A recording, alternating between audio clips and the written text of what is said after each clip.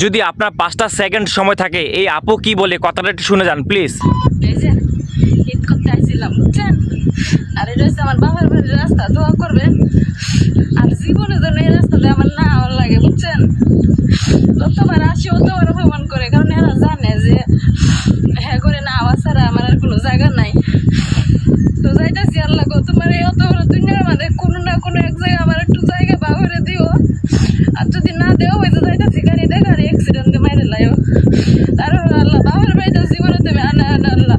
কত কষ্ট নিয়ে এই আপাটা কথাগুলা বলছে আপনারা চিন্তা করে দেখছেন একবার। যদি বাবা মা মারা যায় মেয়েদের উপরে যত্ন নেওয়ার দেখাশোনার কোনো দায়িত্ব থাকে না, তাদের যে কি কষ্ট এটা একমাত্র মেয়েরাই জানে, যে বাবা মা না থাকলে কত কষ্ট আর কি। এই আপুটা অনেক কষ্ট নিয়ে কথাগুলো বলছে, আপনারা বুঝতেই পারতেছেন। ভাই যত বড় লোক থাকুক, বোনেরা কষ্টতে থাকলে বোনদের দেখে না। যদি ভাইয়েরা কষ্টতে থাকে, বোনেরা যত গরিব থাকুক ভাইদের জন্য ছুটে যায়।